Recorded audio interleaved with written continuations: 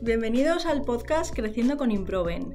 Seguro que os ha llamado la atención el título de este episodio. Pero es que sí, existen autosabotajes en algunas empresas familiares en las que la propiedad presenta un liderazgo personalista. Nos gustaría desvelar con Marc Madí, gerente de Improven en Cataluña, cómo es este modelo de liderazgo personalista o, como Marc dice, modelo de dueño. ¿Y qué retos tiene para que su empresa pase de un modelo de la improvisación a la estrategia? Bienvenido, Marc. ¿Cómo estás? Bien. ¿Cómo estás, Carolina? Muy bien, encantada de tenerte aquí por primera vez, que espero que sea la primera de muchos. Efectivamente. Cuéntanos esto de modelo de dueño y en qué marco nacen las empresas familiares españolas. Bueno, primero de todo es que, ¿qué es una empresa familiar? En España el 98% de las empresas son familiares. Entendiendo empresa familiar como aquella que la propiedad del negocio es alguien tangible, que te puedes reunir, que trabajas con él, que forma parte del día a día, de las decisiones, es CEO o es alguien que está en operaciones, pero está en el negocio, reconocible. Así que una empresa familiar lo podríamos definir más que en su volumen de facturación o en su volumen de trabajadores, más en el estado mental y cultural que vive dentro del negocio. Esto podría ser la empresa familiar. ¿Estás hablando de cultura corporativa? De las culturas que tienen los negocios en su interior. Es una cultura corporativa de multinacional, en según qué parte de la cúpula, ahí vuelve a ser muy familiar, ¿eh? Vuelve a tener un ecosistema de pensamiento muy, muy familiar. Y luego, en otras partes, pues es la típica empresa multinacional donde la parte de hilos relacionales al estilo familiar o campechano o asequible, pues desaparece. ¿De acuerdo? Esto es así. Pero, ¿dónde está la gran diferencia? En el sentido de empresa familiar. Es en el momento que crecen, que nacieron. La mayoría de las empresas familiares crecieron en un momento donde había poca competencia en general. Al propietario se le ocurre una idea. Efectivamente. Y dice: por ahí que voy, ¿de acuerdo? O sea, son oportunistas de mercado. No nace de un gran planteamiento estratégico de nicho, de segmento de mercado. Hay esta oportunidad, hay una parte de demanda y yo la aprovecho. Y por centrarnos estamos hablando del fundador. Sí. Vale. Fundador o socios fundadores. Vale. La primera generación. Esa primera generación. Pero es que es difícil saber, ¿no? Pero al parecer en España más del 60% de las empresas todavía están en primera generación. Sí, cuesta llegar a la quinta. Y además la gente hoy en día alarga muchos años el periodo de trabajo desde un punto de vista de liderazgo y de propiedad. Y si que realmente se hayan ido y esté la segunda o tercera generación ahí trabajando únicamente en la toma de decisiones y que no exista la generación anterior, son muy pocas empresas, ¿eh? Así que esto no es la norma. La norma es que todavía son personas que crecieron.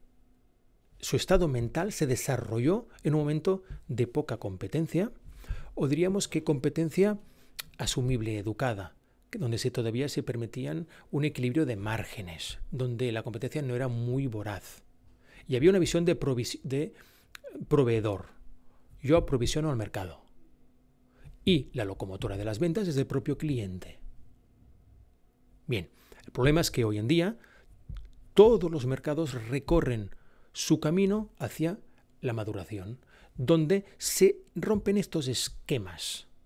¿Y este momento puede ser en la sucesión familiar? Cuando llegan nuevos miembros. Sí, ahí se nota especialmente porque llegan nuevos personas en el equipo de la toma de decisiones, donde además es contraintuitivo para la propietaria o para los propietarios, porque no están acostumbrados a tener alguien que les contradiga a nivel estratégico.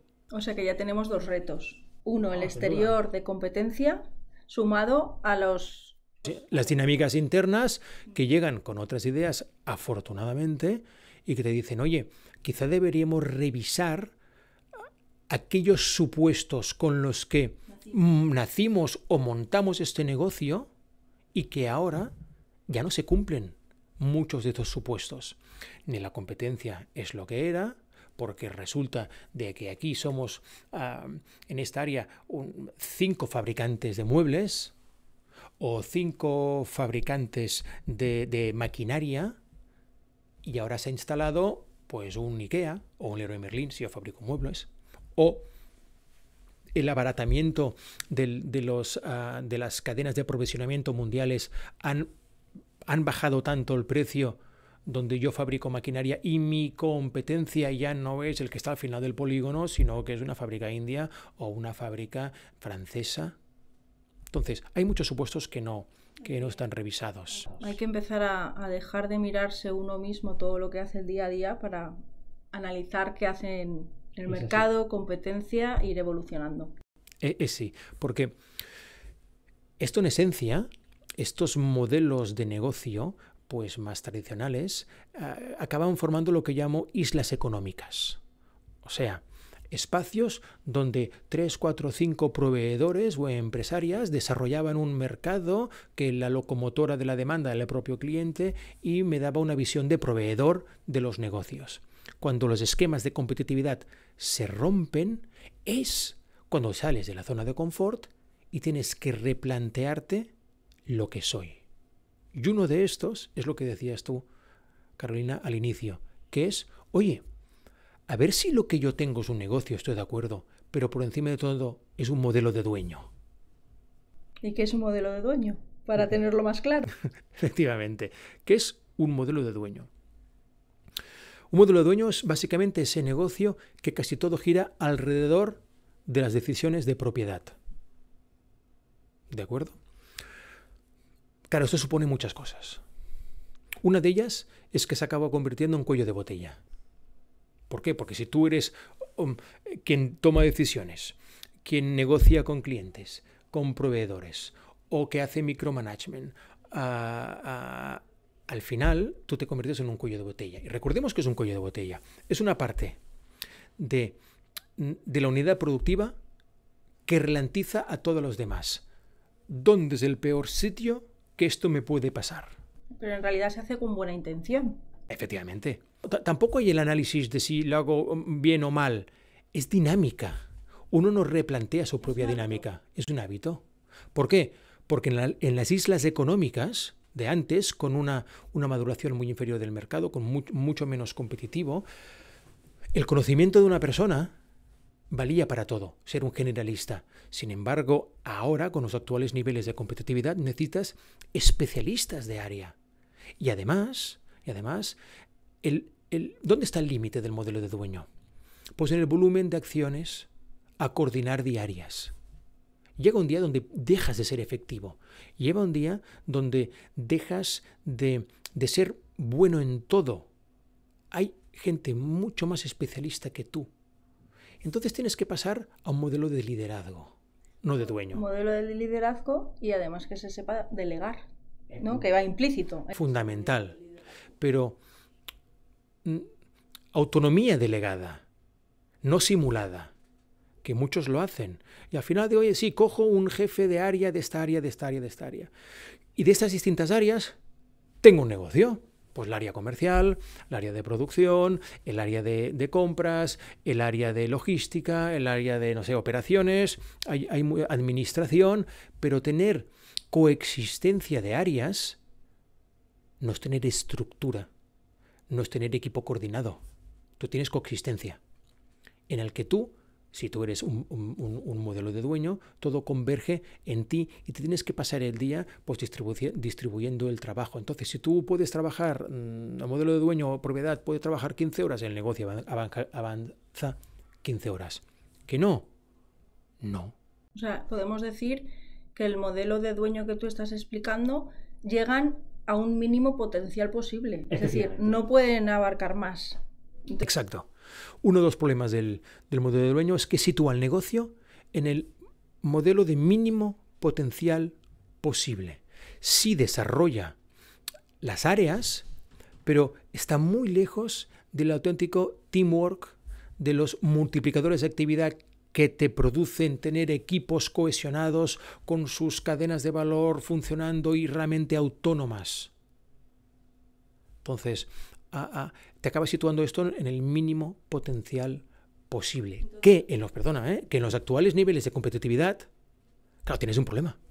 Claro, esto sería volviendo al título de este podcast, sí, uno de los principales sabotajes, ¿no?, que están haciendo. Están haciendo autosabotaje al propio crecimiento. Exacto. Es un modelo anticrecimiento. ¿Por qué? Porque no es escalable. Porque al no ser escalable, no te permite, pues lo que decíamos, multiplicadores de actividad y sumar un teamwork como es necesario. O sea, al final no es lo bueno que somos trabajando en individual, sino lo bueno que somos trabajando en conjunto y somos quien tenemos contratado. Si al final no tenemos cultura de estructura y el modelo de dueño está en todos los sitios, ¿qué hace el trabajador? ¿Qué hace la gente cualificada? O se va o baja los brazos y entra en la mentalidad músculo flácido. Sí, al final lo podemos ver como que un propietario se cree que sabe tanto de todo que trata de convencer a los especialistas de que su opinión es la correcta, cuando en realidad el especialista es quien sabe de ese área en concreto, ¿no? Y el propietario o propietarios no han entendido que deben aprender a renunciar a partes de su manera de ser que les ha permitido llegar hasta ahí, pero no les va a permitir llegar más lejos. A crecer. Y renunciar a esto requiere valentía y requiere abrirse, que luego lo haremos, porque es una de las claves. Mira, donde se ve muy bien esto, los modelos de dueño, es cuando hay un relevo generacional. Tú resulta de que, oye, a alguien de confianza, a tu hija, a tu hijo, oye, vamos a cambiar la dirección del negocio y lo llevarás tú. Y se van al notario y firman los papeles y llegan luego a la empresa de nuevo, ahora este será tu despacho, y tú vas a ser quien manda. Bueno, eso está por verificar. Bueno, muy bien, vamos a suponer que sí. Y hereda un negocio. Perdona, ¿pero qué es heredar un negocio? Significa que heredas unos proveedores. Unas formas de trabajar, ¿no? Unas formas de trabajar, un clima laboral, unas competencias internas, una obsolescencia o no de determinados productos que están recorriendo su ciclo de vida, unos competidores, unas relaciones de negocio muy condicionadas quizá en aspectos. Por lo tanto, no recibes una empresa, recibes algo con lo que deberás competir. Ahí está la diferencia. Es muy distinto una empresa que un negocio. Una empresa es algo que, bien, una vez cumple los requisitos legales para serlo, lo es. ¿De acuerdo? Los requisitos que tenga. Pero un negocio es algo con lo que tienes que competir. Se tiene que profesionalizar. Exacto. Por ejemplo, no compiten los apellidos, compiten los modelos de negocio. Esto en la empresa familiar cuesta en ocasiones entender. Oiga, que no está compitiendo la familia García, compite su equipo.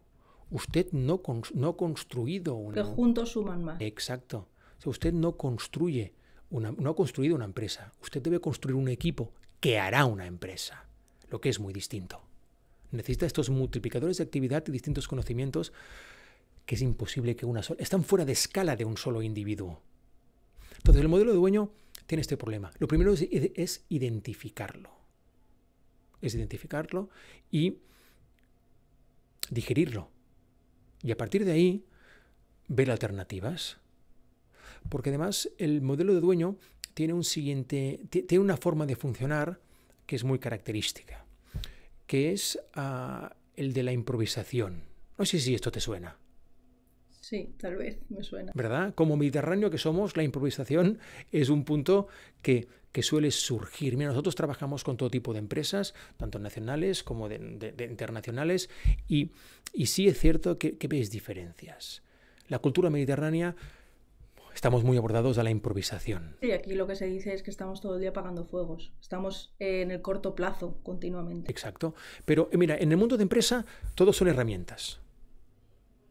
Toda actividad es una herramienta, incluso el pensamiento es una herramienta. Si yo pienso hacia una dirección de ideas, eso es una herramienta luego para el negocio que me tiene que valer o no. Bien, la improvisación es una herramienta, pero es una herramienta que solo es buena para reaccionar. Que puede servir para resolver problemas. Es reparativa.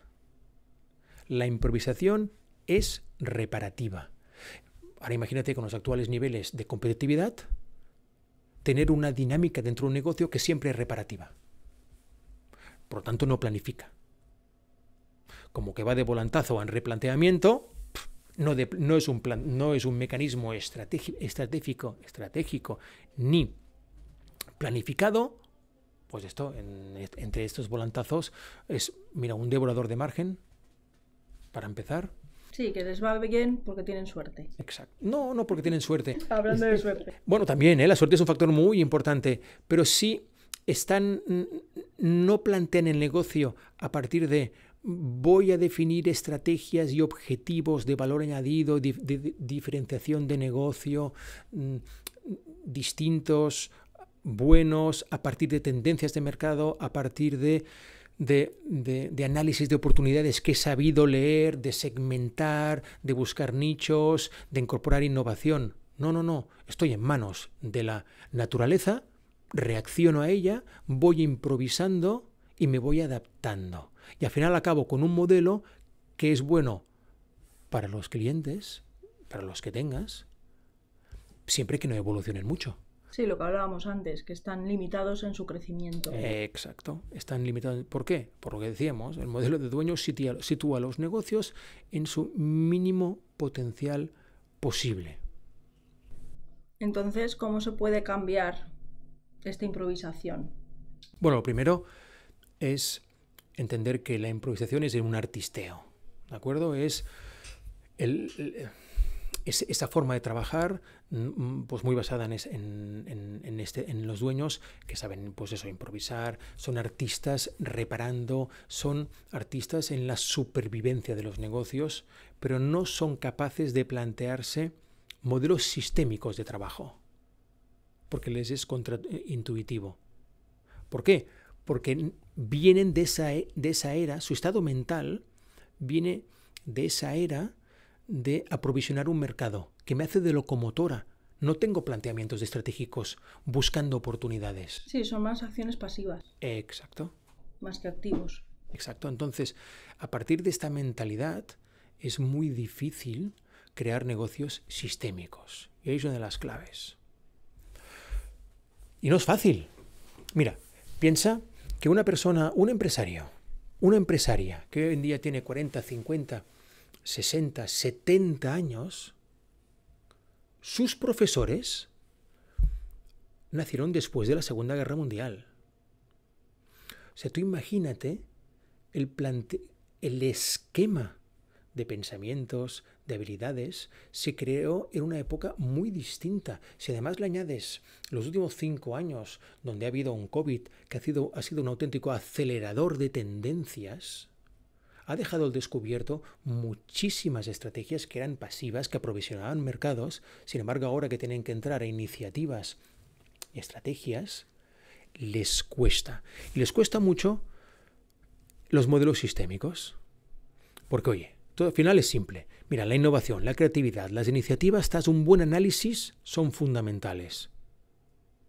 Pero para construir modelos de trabajo que sean sistémicos, que creen hábitos y puedas llevar esos hábitos a las agendas de las personas, requiere planteamiento muy distinto a la improvisación. Muy distinto. ¿Qué es la planificación? Exacto. ¿Qué es planificar negocios? Pero de forma causativa, intencionada. No me tengo que dejar en manos de la naturaleza. Yo tengo un objetivo y tengo que ver cómo lo cumplo. ¿Y qué metodologías causativas existen? Bueno, existen muchas metodologías causativas. Lo importante, o sea, no hay... Nosotros cuando trabajamos con un cliente, no eso nos pasa, Bueno, ¿y esto cómo lo resolvemos? Deje que yo me lo mire, a partir de qué punto de partida salimos. Y luego ya escogeré entre mis recursos, mi conocimiento, mis metodologías, las que encajan. O sea, personalizando. Siempre, claro. No hay ni un solo modelo igual, ni uno solo. Siempre son absolutamente distintos, ¿no? Porque al final responde a las características de la cultura interna, las características de los productos, su situación financiera, su parking de maquinarias, en qué punto está. O sea, es obsoleto, es ultramoderno, hacen innovación.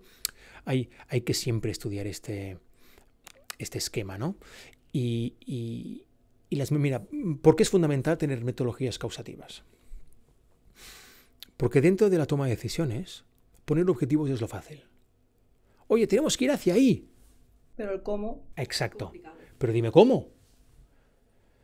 Dime cómo. O sea, ¿cómo llevo procesos, metodologías acorde con la estrategia que me van a conducir el camino y además las llevo a mi agenda, que sepa hacerlas y además me conecten con ella o emocionalmente o profesionalmente? Porque si no está conectado con mis intenciones, con las intenciones del trabajador, al final también aparecerá el músculo blando. No vas a creer en eso. Al final me estás hablando de elaborar un plan estratégico desde los inicios, analizando creencias y analizando todo el origen y hacia dónde quiero ir. Correcto, revisando una serie de aspectos, porque el auténtico reto no es tanto definir hacia dónde yo quiero ir, sino el cómo. O sea, el periodo de transición, la transición que existe entre mi punto de partida y donde yo quiero llegar. Ahí, si yo no tengo metodologías causativas e intencionadas que forman parte de la agenda diaria de la gente, al final los viejos esquemas de trabajo se volverán a imponer. Muy bien. Y antes, cuando me estabas contando, mencionaste un concepto que me ha llamado la atención, que es la apertura. Sí. Si nos lo quieres explicar mejor, ¿a qué te referías con que se abriesen estos propietarios? Sí. La empresa familiar trabaja mucho, tiene ese punto endogámico, ¿verdad? Voy improvisando, voy haciendo. Tienen que abrirse en el sentido de que, mira, todo empresario que está aislado son los empresarios que siempre acaban teniendo más problemas. Que los conozca o que no los conozca.